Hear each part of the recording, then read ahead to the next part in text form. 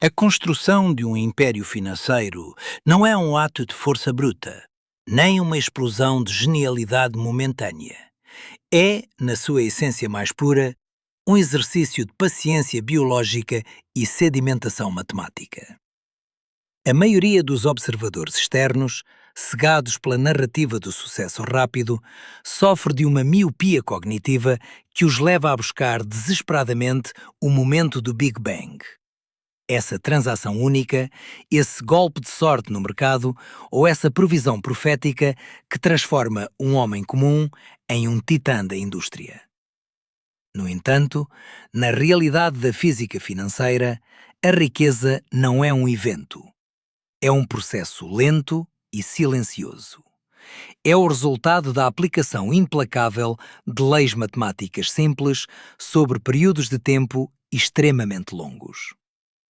Para entender isso, você deve internalizar a diferença entre o ruído da ação e o sinal do progresso.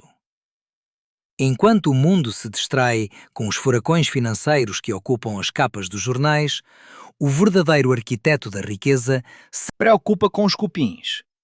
Os cupins são seus hábitos diários. Um hábito negativo, por menor que pareça, é um cupim que devora silenciosamente a integridade estrutural do seu capital.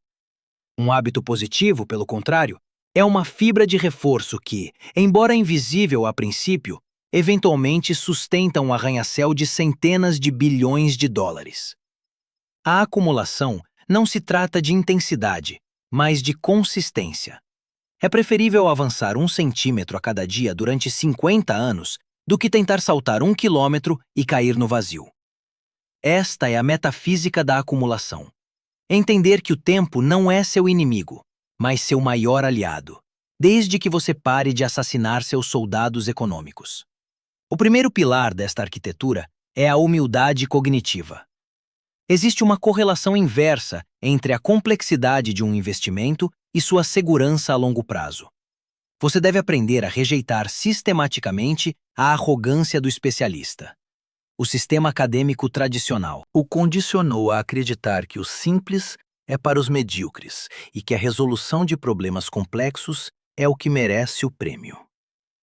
No capitalismo, isso é uma armadilha mortal. No mercado, não existem pontos por estilo ou grau de dificuldade. $1 gerado por uma fábrica de tijolos tem o mesmo poder aquisitivo que $1 gerado por uma empresa de inteligência artificial de ponta. É aqui que entra em jogo a pilha do muito difícil.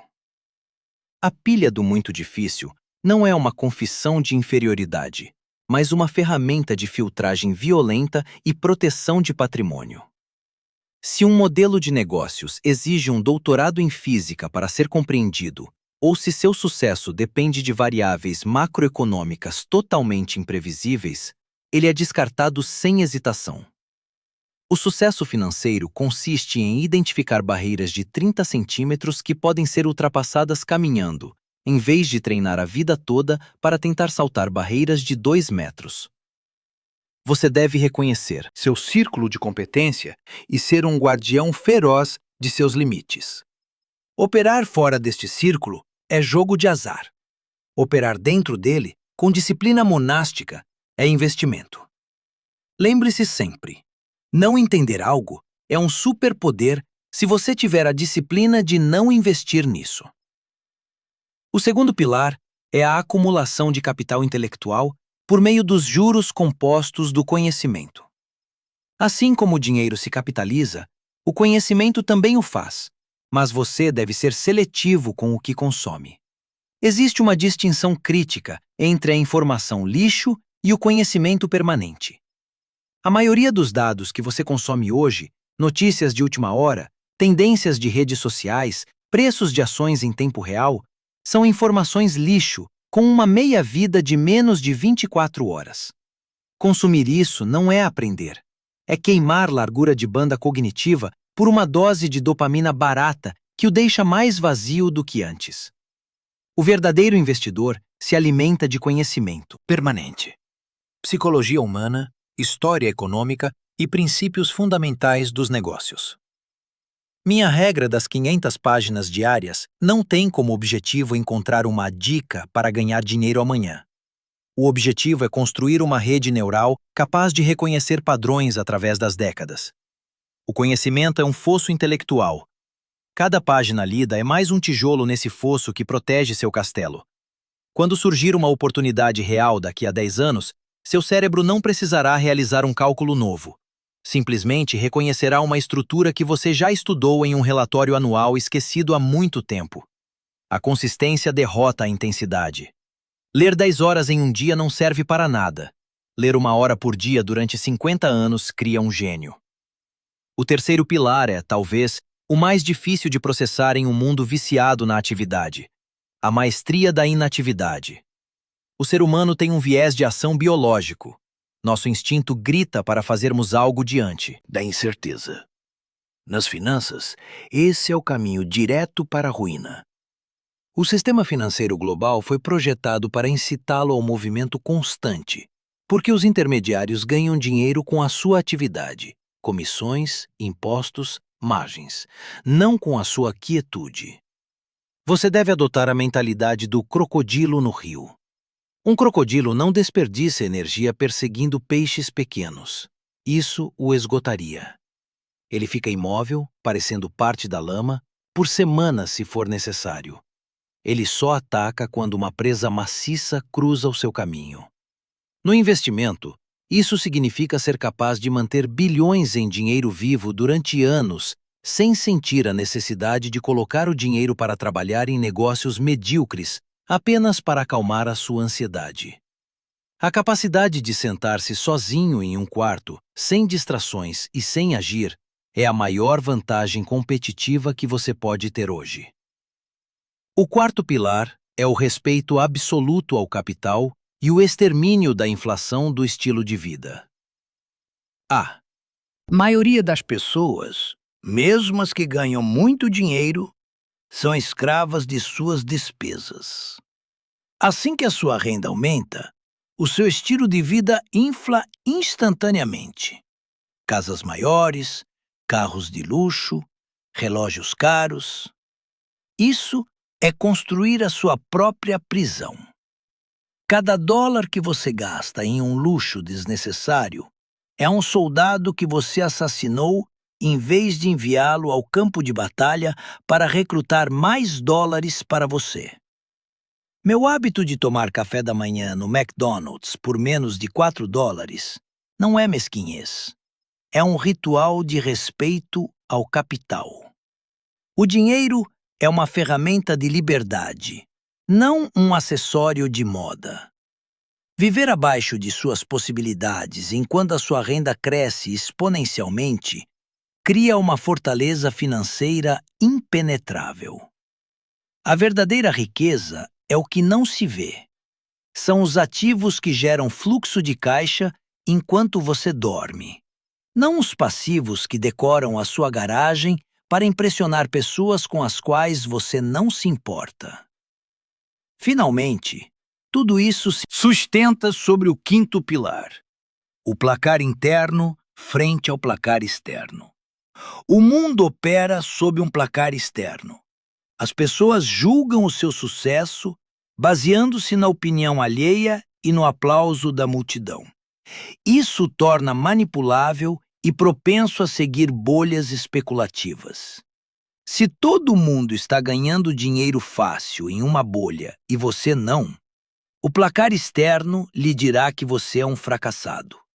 O placar interno, pelo contrário, baseia-se nos seus próprios padrões de integridade e lógica matemática.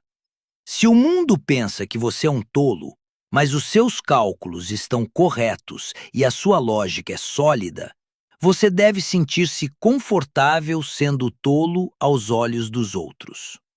A verdadeira riqueza exige a coragem de ser entediante quando o mundo está em festa e de ser cauteloso quando o mundo é ganancioso. Estes 5 hábitos são interdependentes. A pilha do muito difícil libera o seu tempo. Esse tempo você dedica à regra das 500 páginas. Esse conhecimento permite que você alcance a maestria da inatividade. Essa inatividade se sustenta graças ao respeito ao capital. E tudo isso é possível graças ao seu placar interno. Este é o algoritmo da riqueza. Não é um segredo místico, é uma disciplina monástica aplicada ao balanço patrimonial. O sucesso é a soma de pequenas decisões invisíveis que se capitalizam durante décadas até que o resultado final pareça, para o olho não treinado, um milagre. Pare de buscar o Big Bang e comece a se preocupar com os cupins. Comece a construir hoje, em silêncio, tijolo por tijolo, e deixe que o tempo faça o resto. Para avançar na construção deste arranha-céu financeiro, devemos falar sobre a fronteira mais importante que você jamais traçará em sua vida: o limite do seu próprio círculo de competência. A maioria dos investidores fracassa não porque não saiba o suficiente, mas porque não sabe exatamente onde termina o que sabem. Em um mundo que premia a multitarefa e o conhecimento superficial de 1000 temas, o investidor de elite cultiva uma especialização maníaca e uma ignorância seletiva. Você tem que entender que o mercado é um sistema desenhado para tentá-lo a sair da sua zona de maestria. A cada dia, aparecerá uma nova tecnologia, uma nova moeda ou uma nova indústria que parece estar imprimindo dinheiro para todos, menos para você. O ruído externo gritará que você está perdendo a oportunidade do século.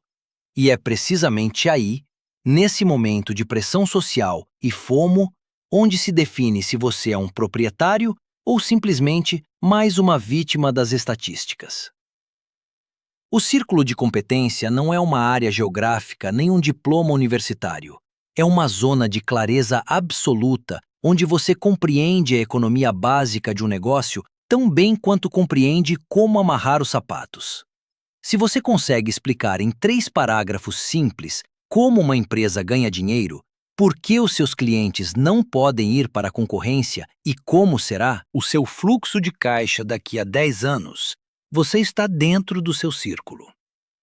Se você precisa usar jargão técnico, projeções de crescimento baseadas em esperanças ou depender de que um CEO visionário faça um milagre, você está fora.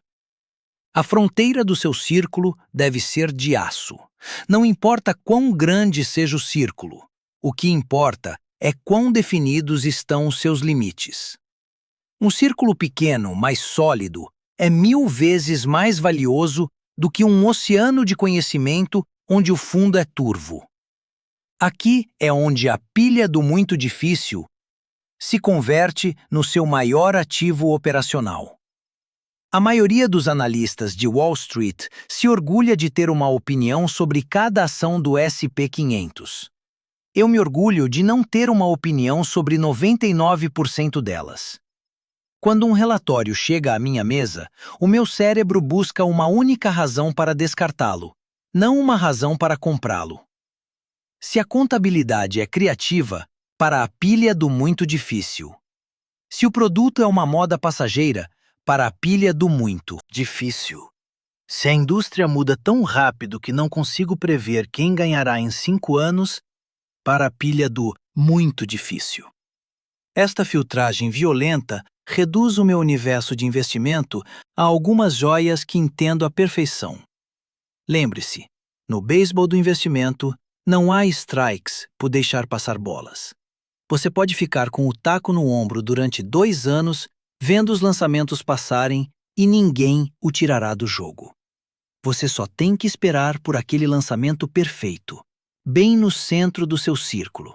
E então, e só então, golpear com toda a sua força. Falemos agora da anatomia de um ativo real. Quando você olha para uma empresa, não está olhando para um gráfico de preços que sobe e desce em uma tela. Está olhando para um organismo vivo que consome capital e gera valor. O conceito fundamental que você deve dominar é o do fosso econômico ou moat.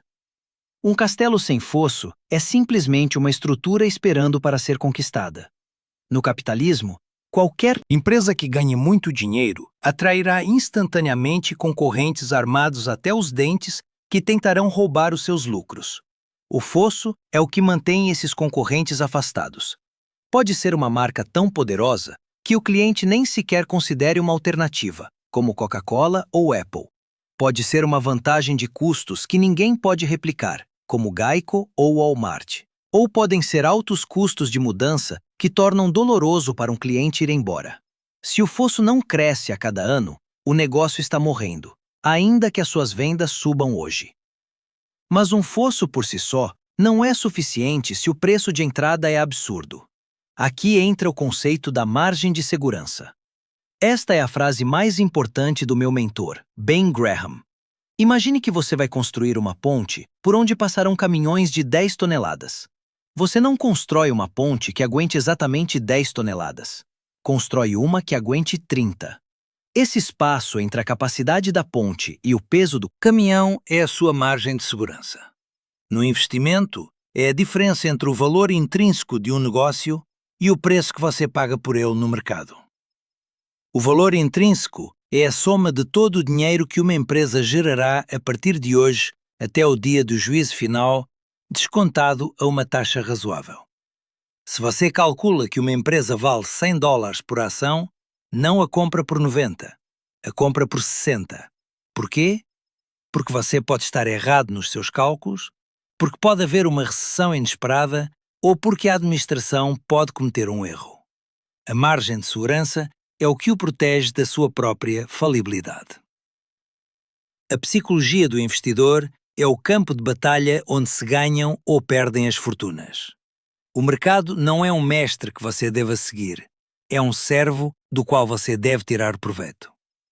Ben Graham nos ensinou sobre o Senhor Mercado, Mr. Market, um sócio maníaco-depressivo que a cada dia lhe oferece comprar a sua parte do negócio ou vender-lhe a dele. Alguns dias ele está eufórico e oferece-lhe preços absurdamente altos. Outros dias está aterrorizado e oferece-lhe preços ridicularmente baixos. O seu trabalho não é deixar-se contagiar pelas emoções dele. O seu trabalho é olhar para os preços dele e decidir se lhe convém. Se o senhor mercado chega hoje gritando que o mundo vai acabar e lhe oferece uma empresa maravilhosa pela metade do preço, você não tem medo dele. Agradece e compra. Para ser um investidor de sucesso, você deve ter um temperamento que não derive prazer de estar com a multidão, nem de estar contra a multidão. Você deve derivar prazer de ter a razão baseada nos fatos e no raciocínio frio. O respeito ao capital se manifesta também em como você julga aqueles que administram o seu dinheiro. Quando você investe em uma ação, está contratando um CIO para ser o capitão do seu navio. Eu busco 3 qualidades em um gestor: integridade, inteligência e energia. Mas tenha cuidado. Se eles não têm a primeira, as outras 2 o matarão. E o inteligente e com energia, mas sem integridade, encontrará formas criativas de roubá-lo ou de destruir o valor da sua empresa para o seu próprio benefício. Eu busco fanáticos, pessoas que amam o seu negócio mais do que o dinheiro, pessoas que pensam como donos porque o seu património líquido está atrelado ao sucesso da empresa a longo prazo.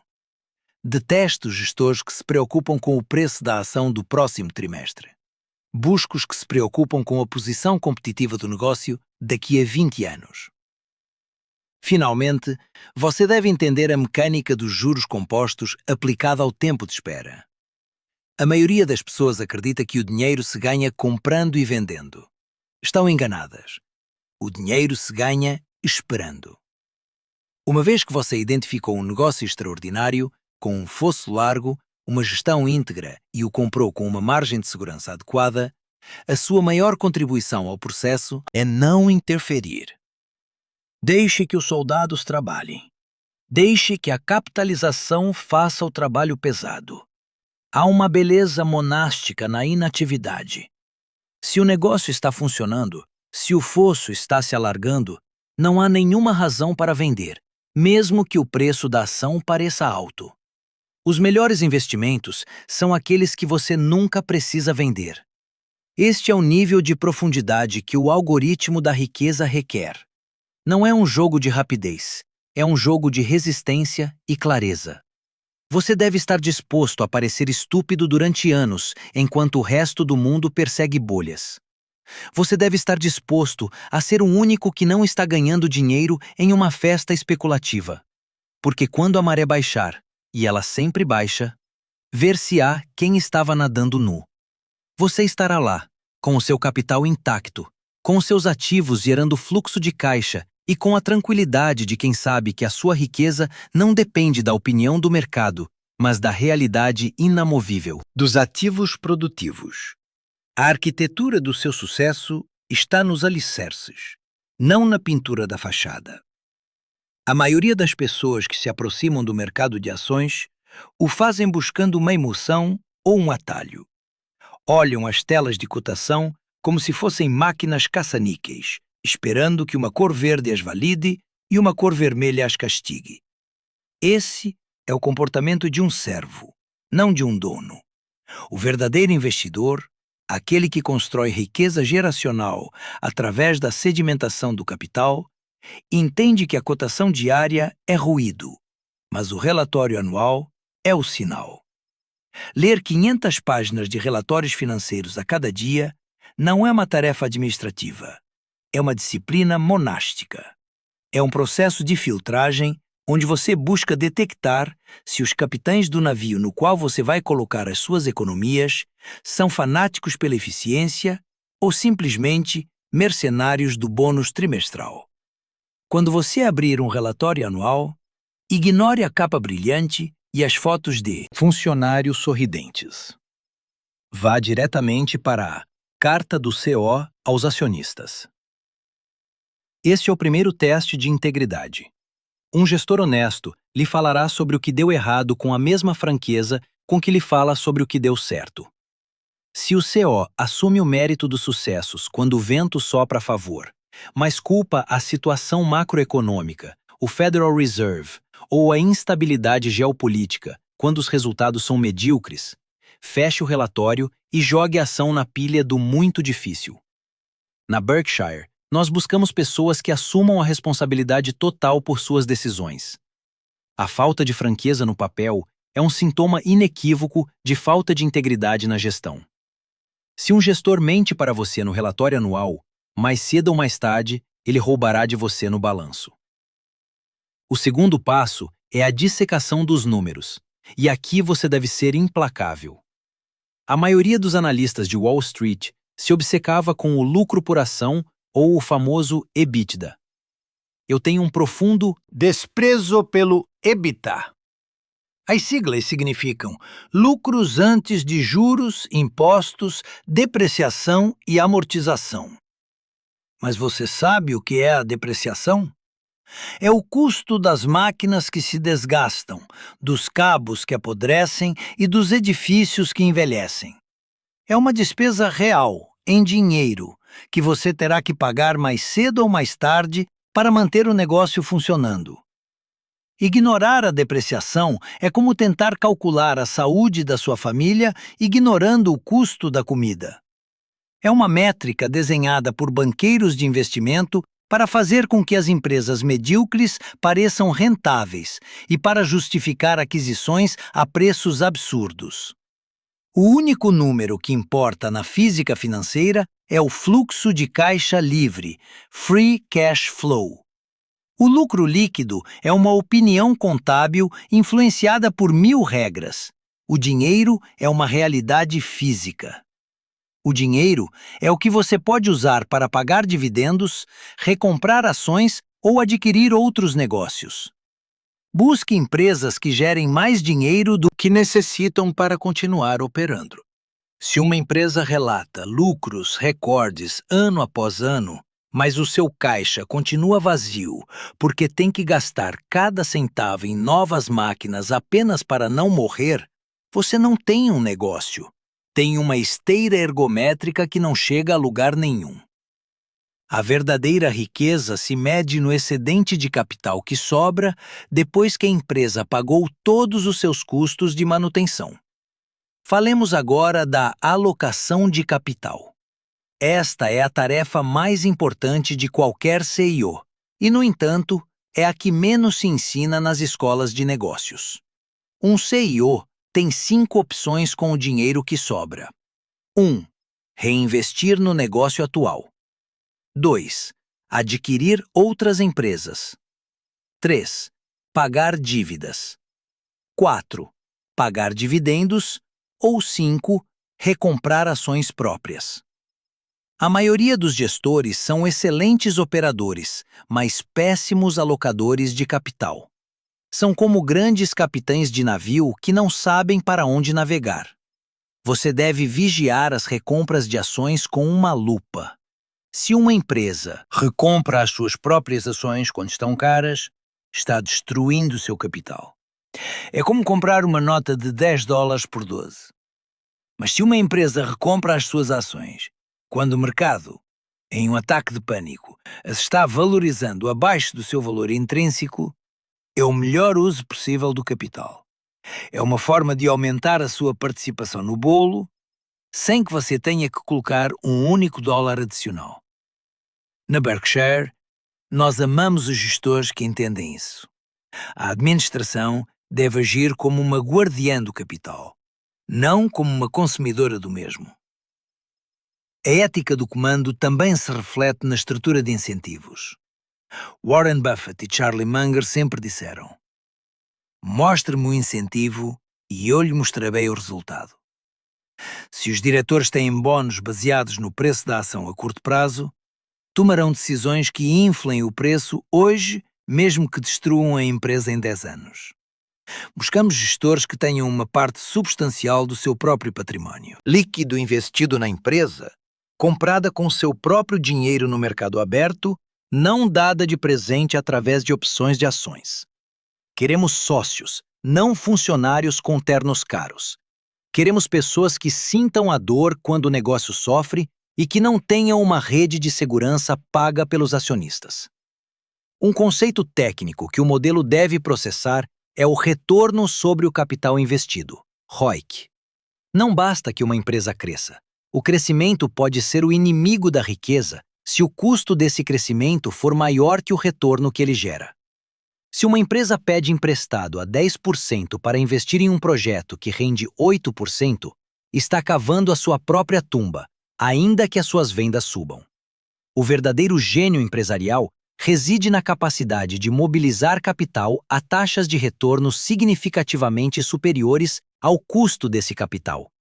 Esse diferencial é o que cria o valor intrínseco. O crescimento só é desejável se ocorrer dentro de um modelo de negócios com altos retornos sobre o capital. Se o retorno é baixo, o crescimento é simplesmente uma forma de acelerar a chegada da falência. Finalmente, devemos falar da psicologia da ignomínia temporária. Para ser um investidor de sucesso, você deve estar disposto a parecer um tolo aos olhos do mundo durante períodos prolongados. Haverá anos em que as empresas entediantes que você possui não se moverão, enquanto as empresas da moda, as bolhas especulativas e os esquemas de enriquecimento rápido sobem como foguetes. Os seus amigos lhe perguntarão por que você não comprou a última criptomoeda ou a última ação de tecnologia sem lucros. Você sentirá a pressão social de fazer algo. É aqui que o placar interno deve ser a sua armadura. Se os seus cálculos sobre o valor intrínseco estão corretos, se o fosso do negócio está se alargando e se a administração é íntegra, o preço da ação é irrelevante a curto prazo. O mercado é uma máquina de votar no curto prazo, mas é uma balança no longo prazo. Eventualmente, o peso da realidade econômica esmagará a bolha e elevará o valor. O seu trabalho é não se deixar distrair pelas luzes de neon do cassino. Mantenha-se no seu quarto, Leia os relatórios, entenda o fluxo de caixa e tenha a paciência de um crocodilo. A riqueza não é um sprint. É uma guerra de desgaste onde o que tem temperamento mais frio fica com todo o campo de batalha. Chegamos ao território onde se separam definitivamente os homens dos meninos e os donos dos apostadores. Para concluir esta arquitetura do pensamento, devemos falar da fase final de qualquer ciclo econômico, a loucura coletiva e o colapso inevitável. Se você seguiu os pilares anteriores, definiu o seu círculo de competência, leu milhares de relatórios e manteve as suas despesas sob controle, agora enfrentará o teste mais difícil para o seu placar interno. Você enfrentará o rugido da multidão quando está bêbada de ganância e o silêncio. Sepulcra-o quando está paralisada pelo terror. O sucesso financeiro a longo prazo não depende de quanto você ganha quando o sol brilha, mas de como você se comporta quando o céu desaba. Para entender uma crise, primeiro você deve entender a anatomia de uma bolha. As bolhas não nascem da tecnologia ou dos ativos. Nascem de um defeito biológico no cérebro humano: a inveja. Não há nada que perturbe mais a estabilidade mental de um ser humano do que ver um vizinho, a quem considera mais tolo do que ele, ficar rico rapidamente sem esforço. Quando isso ocorre em escala maciça, o placar externo assume o controle total da sociedade. As pessoas deixam de olhar o valor intrínseco das coisas e começam a olhar o preço de amanhã. Elas se convencem de que, desta vez, é diferente, de que as leis da física financeira foram revogadas por uma nova invenção. Mas lembre-se disto: em 5.000 anos de história humana, nunca foi diferente. A gravidade financeira sempre reivindica seu lugar. Durante estas fases de euforia, o seu maior desafio será a solidão. Você se sentirá como o único sóbrio em uma festa onde todos estão bebendo de graça. Os seus amigos o chamarão de antiquado. Os meios de comunicação dirão que você perdeu o toque e a sua própria mente sussurrará que talvez você devesse participar só um pouco. É aqui que você deve ativar a maestria da inatividade com uma força sobre-humana. Se o preço de um ativo se desconecta da sua capacidade de gerar fluxo de caixa, já não é um investimento. É um jogo das cadeiras onde a música está a ponto de parar. O seu trabalho é não estar na pista de dança quando isso acontecer. Manter-se em dinheiro vivo durante uma bolha é um ato de coragem intelectual que muito poucos possuem. Quando a bolha estoura, e ela sempre estoura, geralmente por um excesso de alavancagem ou uma perda repentina de confiança, o mundo muda instantaneamente. O senhor mercado, que ontem estava eufórico e lhe oferecia preços absurdos pelos seus ativos, hoje chega à sua porta tremendo, suando e oferecendo-lhe vender os seus melhores negócios a preços de liquidação por puro pânico. A maioria das pessoas, ao ver que o preço das suas ações cai 50%, entra em estado de choque. Elas se esquecem de que são donas de negócios e começam a agir como se fossem donas de simples bilhetes de loteria que estão perdendo valor. É neste momento de carnificina financeira que o crocodilo ataca. Se você respeitou o seu capital durante os anos de bonança, terá os seus soldados prontos na reserva. Enquanto os demais estão vendendo para cobrir as suas dívidas ou por puro terror, você estará comprando. Mas não estará comprando por otimismo cego, e sim por cálculo frio. Ser ganancioso quando os outros têm medo não é um slogan motivacional. É um imperativo matemático. Quando os preços caem abaixo do valor intrínseco, o risco diminui e o retorno potencial aumenta exponencialmente. A crise não é um desastre.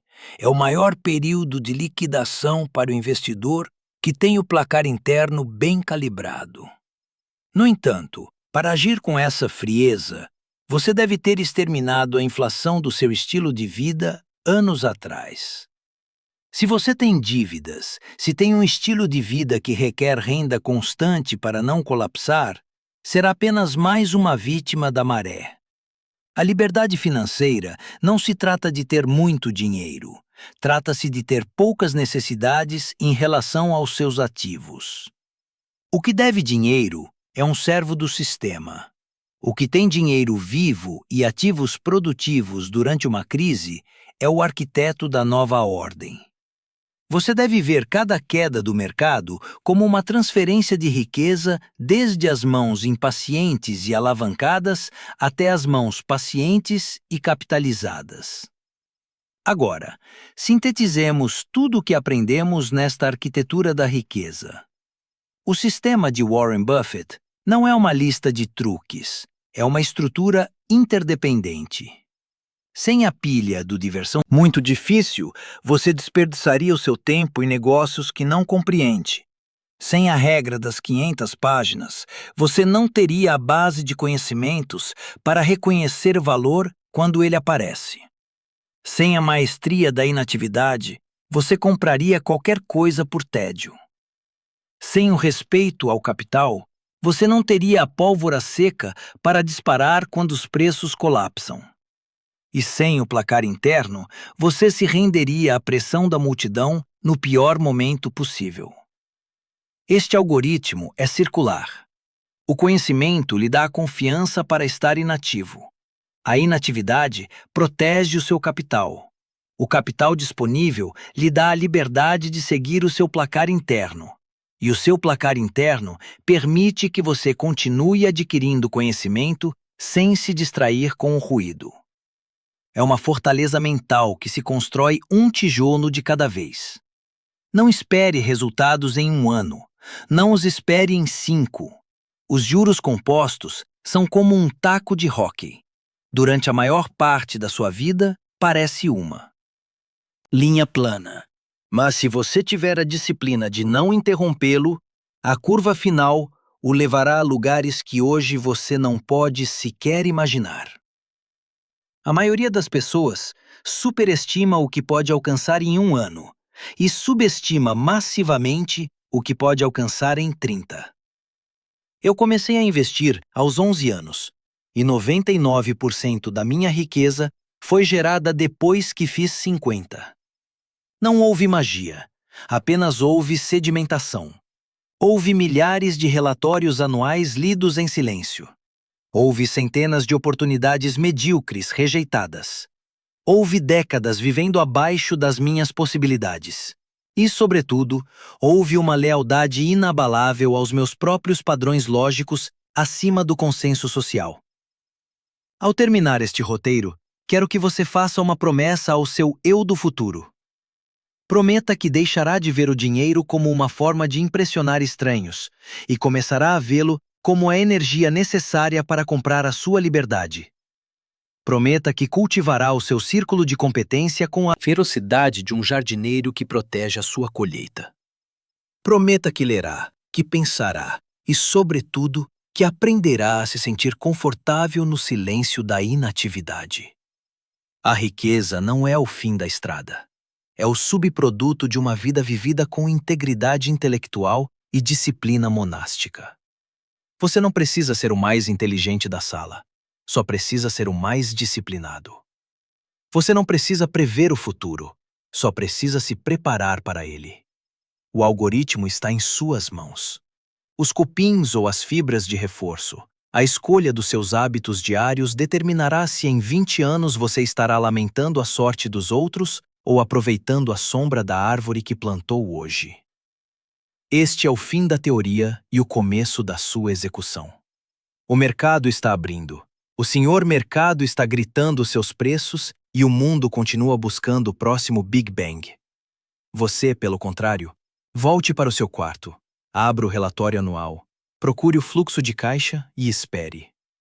O seu momento chegará. Porque, no final, os juros compostos não são apenas uma lei financeira. São a lei da justiça natural. Devolve a você exatamente o que teve a paciência de plantar.